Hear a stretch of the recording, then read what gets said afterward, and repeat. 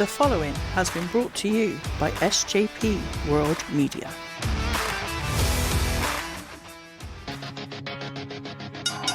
This is the In the Corner Wrestling Podcast.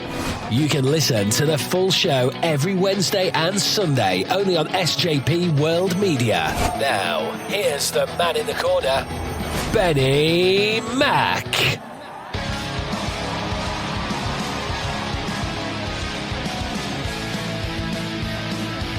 Welcome to SJP World Media. This is obviously BenNny Mac, as the lovely voiceover man says. Episode 18 of the In the Corner. We're going to be talking about some Raw, the Bloodline, ladders, QR codes, everything going on in this week's Raw. As we barrel towards that pay-per-view known as Extreme Rules. And also, if you happen to be listening live over there on Spaces on Twitter, you can also call in. The only way the way Spaces works, unfortunately, if you want to call in, you have to use a mobile device. I'm sure many of you have got those anyway. You might be listening on the bus anyway, but if you've got something to say and you've joined and we're talking about Raw, as I said, Bloodline, ladders and more, and Extreme Rules, obviously, as I've already said, is coming very swiftly, going to be Saturday. I love the fact these pay-per-views are on Saturday. I already said that on a previous show, but it makes it a lot better, and it's good. But yeah, if you check below in the description of the podcast, wherever you are listening, Spotify, Apple Podcasts, and many other platforms, Google as well. Although we understand Google sometimes takes a long time to actually publish the show, which is really annoying for us. But hopefully you can still listen to us, and you are... whether you're listening to this show or anything else on SJP World Media, hope you're enjoying the show so far. But if you liked my jingles and stuff at the beginning of the show, if you fancy getting a jingle or an intro done, check out Radio Jingles 24. Link below in the description. I am an affiliate now, so it does. One, you'll get what you need, and you'll help out SJP World Media and myself here on In the Corner. So I got distracted there because it looks like my thing has stopped playing on. That's brilliant, isn't it? I'm trying to do it on two platforms here simultaneously, but for some reason it's decided to fail. I don't know why. Are you still working? No, you're not. Helpful, very, very, very helpful. So we're going to quickly do this while I'm talking to you lovely people here on... actually, is it not letting me do it? That's a bit weird, isn't it? There we go. Right, we'll get it loaded. We'll get it back up and running, hopefully soon. We'll get that up and running, hopefully soon. I should already be on. I don't know why it's cut me off. Very helpful over there on Twitter, people. You want to launch these things, but it isn't working for anybody. But anyway, yeah. The description is below. Obviously, you can follow this show at In the Corner WWE. And obviously, we're going to be going through this week's action on Raw as we build to that pay-per-view Extreme Rules. Hopefully it's going to be a good pay-per-view. There's obviously a lot. I've got to talk about it first. I can't not. This whole QR code stuff that's been going on is been absolutely this QR code stuff is getting people talking about it, isn't it? To be fair, and hopefully it's all. It all makes sense. Well, I say it makes sense to people. I don't know. Just for the people who are listening to this, the stream is now up and running again on Spaces. I don't know why it failed. I'm very sorry weird about that, but there we go. Hopefully you can hear me. Everything's working. Anyway, yeah, the QR code's been going for a few weeks now. And to be fair, I'm not going to sit here and pretend I worked it out because I didn't. A lot of more people that are very clever, more clever than me, put it this way, have worked out some of this stuff. So just go through some of this QR code stuff as well. So they're still hyping up this arrival of this mysterious White Rabbit. There is talks of possibly Joe Gracie now, Bray Wyatt and Alexa Bliss. Obviously, Alexa Bliss is on TV at the moment already. I'm really hoping it's Bray Wyatt. That's my thought process. That's what I'd like it to be. But, Joe Gracie has done some cool stuff down there in NXT as well. I feel at this point, I think I may have said it on the last show, If it's not Bray Wyatt, a load of fans are going to be disappointed. What I would like to see, actually, if they did do this, if it is Bray Wyatt, somebody else comes out and claims to be the White Rabbit, and that person will have heat like no other. But then Bray Wyatt does return, and I did have a thought the other day. Baron Corbin's been off TV for a while to refocus, I assume, with JBL. That's who they've led us to believe who he's with.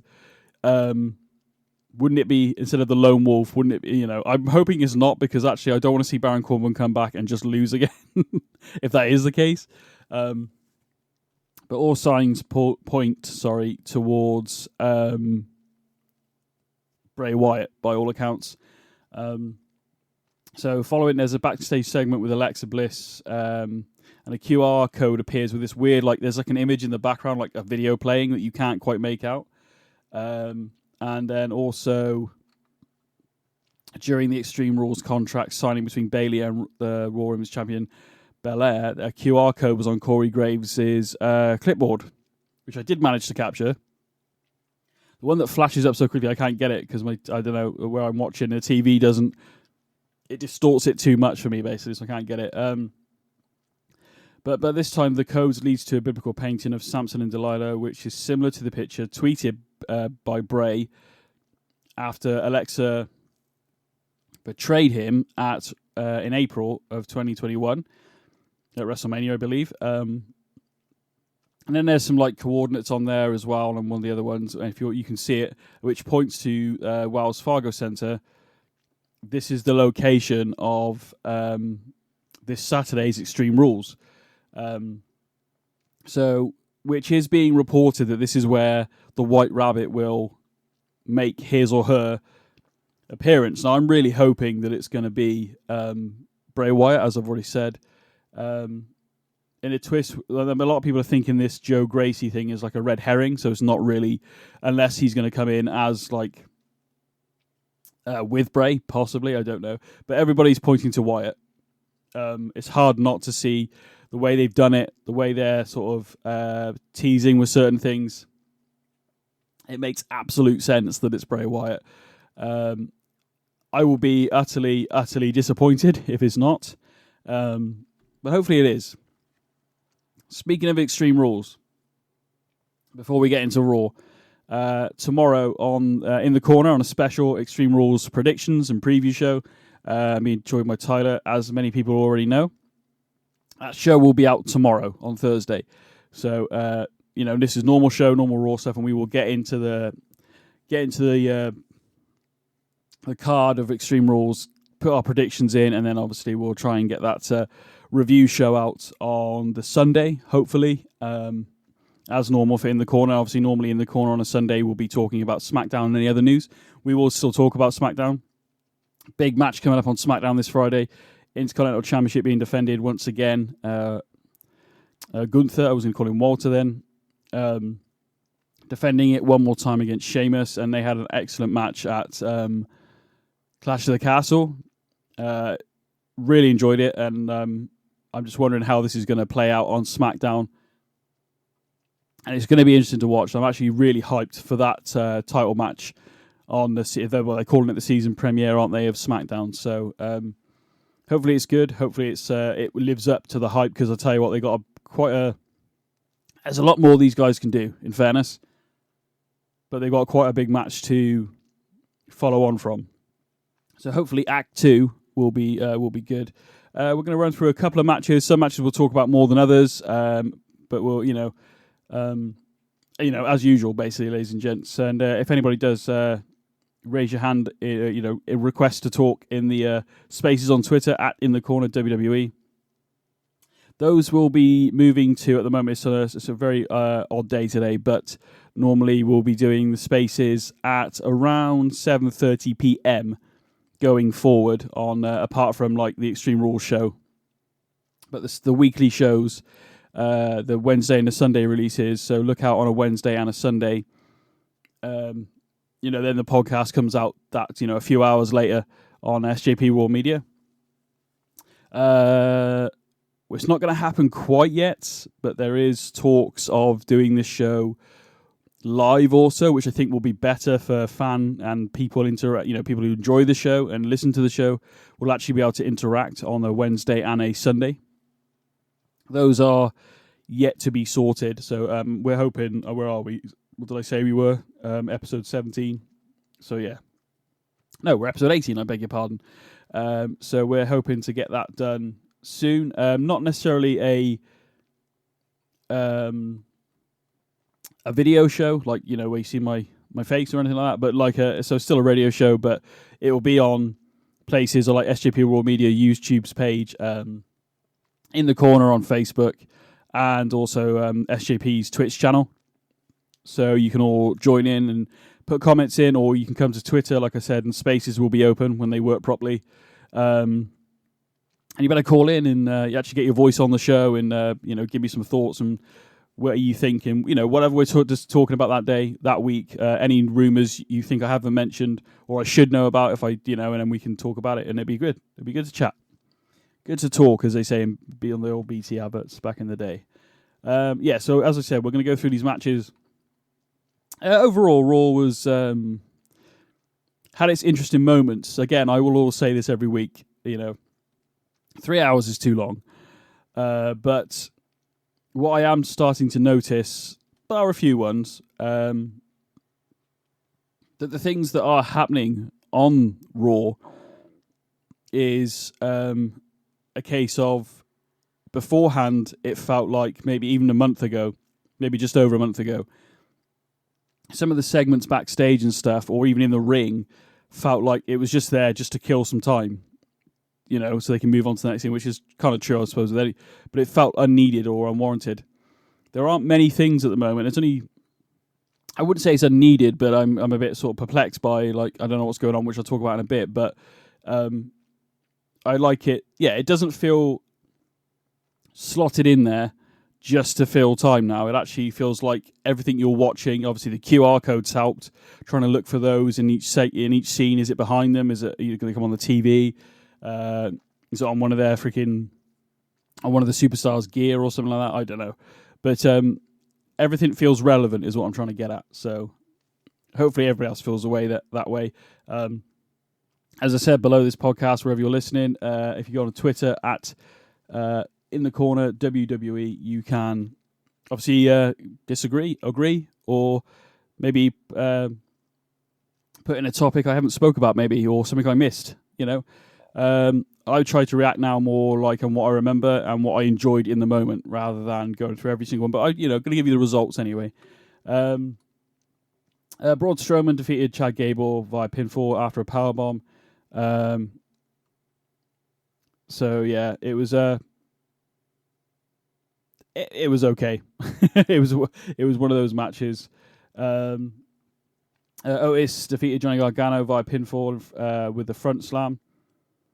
The finish came after Austin Theory hit Gargano with the money back briefcase as the referee was distracted. Now, Gargano did actually attack Theory first. I'm interested to see where Theory and Gargano go, because I think these two could put on a freaking epic match at some point. Hopefully it'll be good. And literally right after what I've already mentioned, we had Braun Strowman defeat Chad Gable via pinfall and with a powerbomb.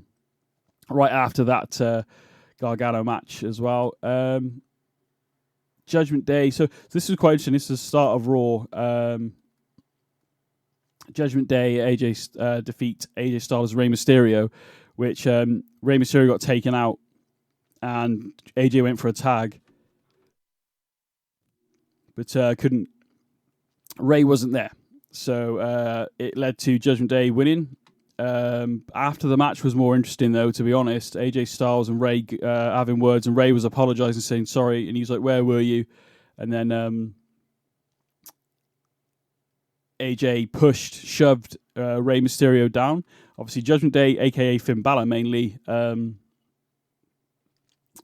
keeps trying to get AJ to join the Judgment Day. And even when Finn Balor's after Rey walked out, after he said, "Oh, I'm leaving" or whatever. Judgment Day, including Dominic Mysterio and Rhea, started beating down AJ Styles, and while Finn Balor is punching AJ, he's like basically saying, I'm your friend, I'm your only friend. So whether we're going to see some sort of maybe we'll see them apologize to each other, or maybe we might see AJ Styles, well, more not necessarily a turn, but maybe more aggressive. I don't know. So that was actually a good match, to be fair. It's interesting to see where AJ Styles is going to go after the fact on, after him shoving Ray down. Crowd, I will say actually the crowd this week, whether it was the sound settings, I have no idea, but they seemed very, almost like sitting on their hands or something. They weren't as loud as the last probably month has been in terms of crowds. Whether that's just the microphones in the building, the way the building is, I don't know. It didn't, coming across, sat at home watching it, it didn't feel like a very raucous crowd. And that does help sometimes. When a crowd's really into it, when you're at home watching, it draws you in a bit more as well. So it's a big night for Damage Control, in fairness. There's not been much build between Bayley or not enough time. A slow build, I guess. But Dakota Kai defeated Candice LeRae. She returned last week, Candice LeRae, and actually lost this week.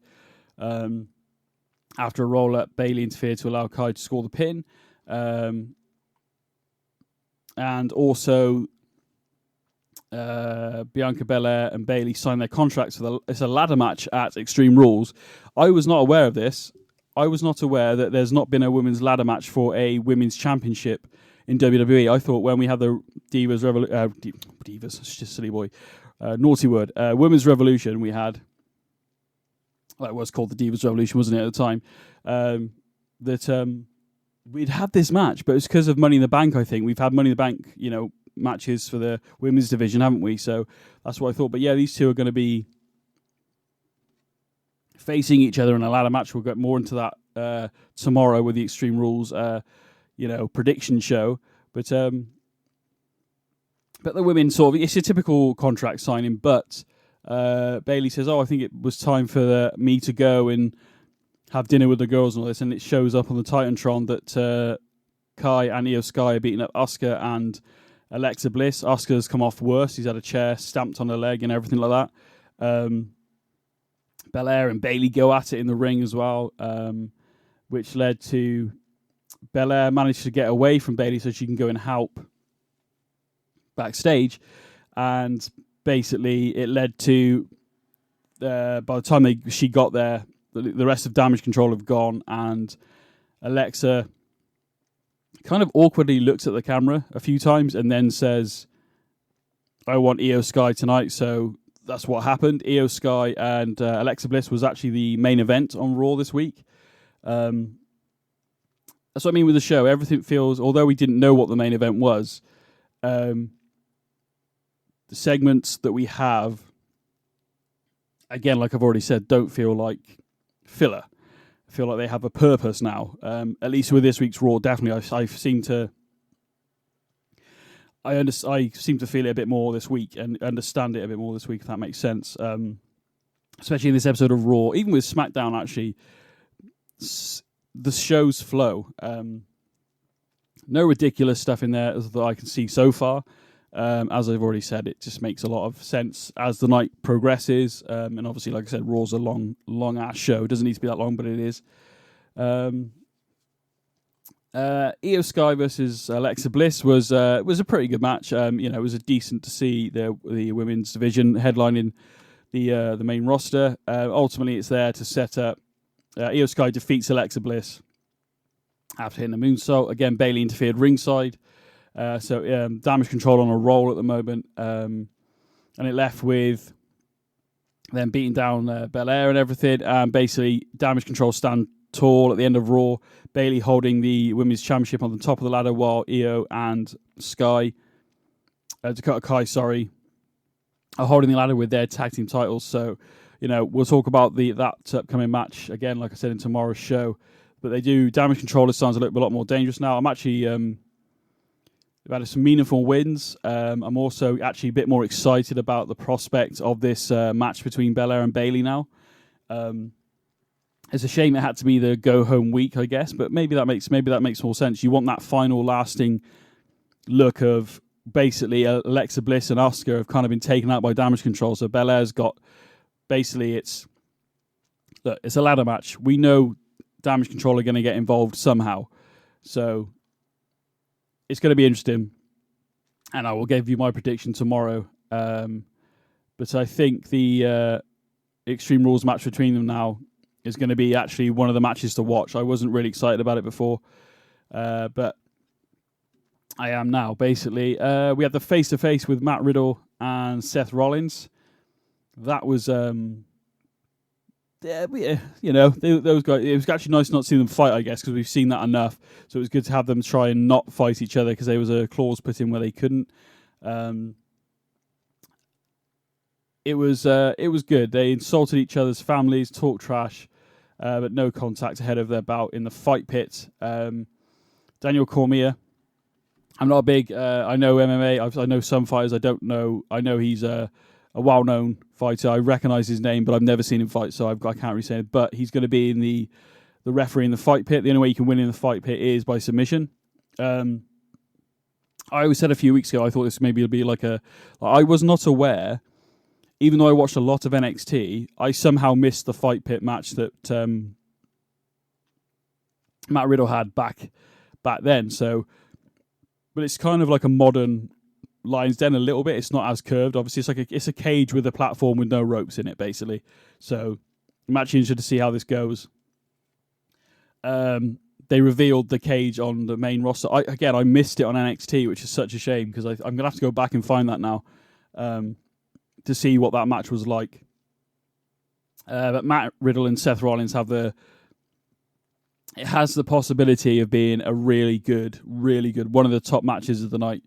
Extreme Rules, and again we'll get into that tomorrow a lot more, but Cormier made it clear over via satellite that he was sick of the nonsense between both and would lay down the law when he ref their match at Extreme Rules. So it's going to be interesting to see.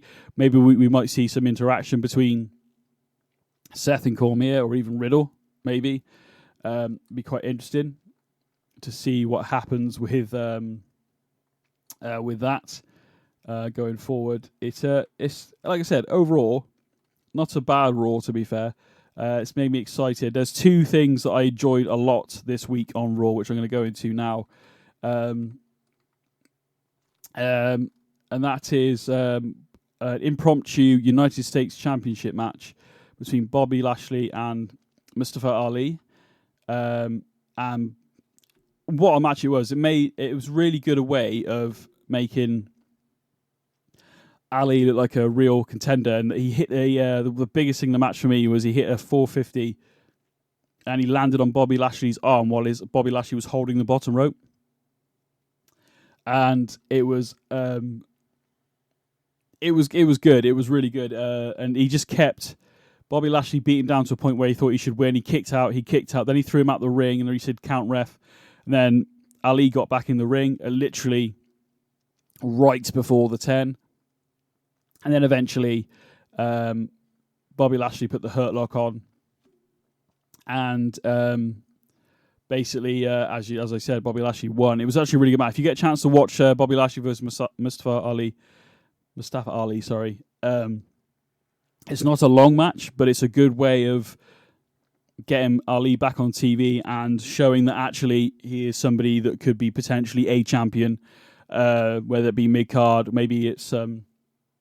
Because again, whoever beats Bobby Lashley for that United States title could have a really good run. Same with Walter, and that's the good thing I like about the titles at the moment in WWE generally, is that the stories they are telling are really good.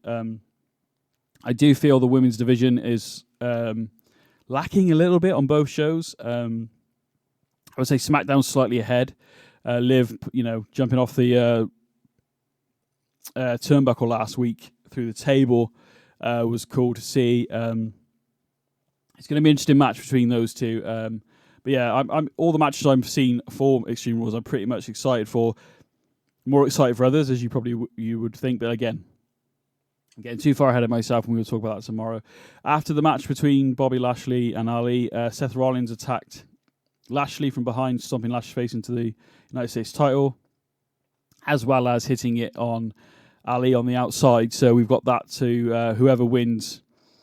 Lashley said already after Extreme Rules he wants to put the US title on the line against Seth Rollins on Raw to finish the job if Matt Riddle has beaten him, I guess. So even if, no matter what happens with Seth this Saturday, he's got a title match on Raw. Maybe the title doesn't even on the line, but, obviously they feel as though the way they're pushing it is that this is the last time, or this particular rivalry between Riddle and Rollins is going to end at Extreme Rules. At least that's the way it seems, but we'll see what happens. This could last for another 6 months for all I know. Solo Sikoa, so the Bloodline were on Raw saying basically they're there to let everybody know that the Tribal Chief is going to be there next week. Next week on Raw is the 25th anniversary for DX, and it's happening in Brooklyn. So there's a lot going on. Before that, actually, before we finish with the Bloodline and everything, actually, I wanted to talk about this Dexter Lumis stuff. What is this guy? What's this guy's problem? Honestly, he keeps kidnapping, choking out Miz, and basically stalking the Miz. Now, there's going to be a celebration apparently next week on Raw, along with the 25th anniversary of DX.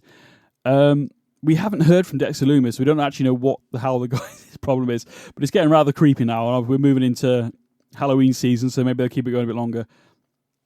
If anybody's got any theories on why, right or wrong, it can be funny, it can be serious, In the Corner, what is Dexter Lumis' problem? I'll put a tweet up and then you can respond to it and let me know, why do you think he's attacking The Miz, why he's targeting The Miz.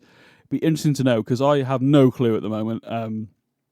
Sometimes the interactions are funny, but generally I find them, it's the way Dexter Lumis looks with those eyes and stuff, it's actually making me feel quite creepy, to be totally honest. But yeah, so we'll go back to Solo Sikoa defeated Angelo Dawkins. There's interaction backstage. Again, we're seeing Sami and Jey Uso backstage. Jey Uso clearly has a problem with Sami. We already know that, already on SmackDown this past week. He said that I don't trust you, blah, blah, blah. And we come to the scene with Sami Zayn, Jimmy, and Solo. And Sami's talking about a funny story about something that he did. And they're all laughing. Even Sikoa cracks a bit of a smile, has to hide it a little bit, actually. Jay comes up and he's got just a face on him, like says, "What the hell are you laughing at? We're serious business." Sikoa has a pretty good match against Dawkins, to be fair. Dawkins is really good at the moment as well. Montez has got, I don't know whether it's a genuine injury or not, but he has a right foot in not a bandage, what they call when you break, it's like those things you can walk on. So he's fractured something. You can still walk on it, but he's injured basically at the moment. Sami and Jey Uso basically distract Sikoa with their arguing, because Sami gets on the apron to give advice or whatever, and then Jay gets up and says, "I'm going to do this. This is my brother," and it almost cost Sikoa a victory against Dawkins, but Dawkins took out the Bloodline, Jay and Jimmy, and then also Sami got knocked down. But Sami managed to get up and distract Dawkins long enough for Sikoa, who had been thrown back in the ring, to recover enough to hit his finish. I've forgotten what it's called now. It's bad. So this, what is it called? Oh my god, that's bad. His finish, basically the rock bottom.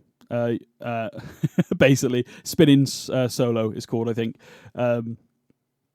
And wins again, but it almost cost, the arguments between Sami and Jay almost cost Sikoa a victory. So we are seeing more and more of this Jay and Sami, and so this is going to come to a head at some point. Sometime after Extreme Rules. We've still got Crown Jewel to come as well. I feel like maybe Jay or Sami will cost somebody something, and it will lead to the fracture of the bloodline. Now, whether that leaves Sami in there and Jay's out, or whether Jay or Sami's out, I don't know. I think the fans probably want to see maybe Sami out, because he's kind of definitely the guy with the honorary Oos t-shirt and everything that's going on. Is really good. So we'll see how it pans out, basically. Thank you very much for listening to the show. Don't forget to follow at SJP World Media. That was Raw this week. Overall, not bad. Don't forget to tune in tomorrow for our Extreme Rules prediction show with Tyler, my special guest, and we'll see you all again very soon. Thanks for listening.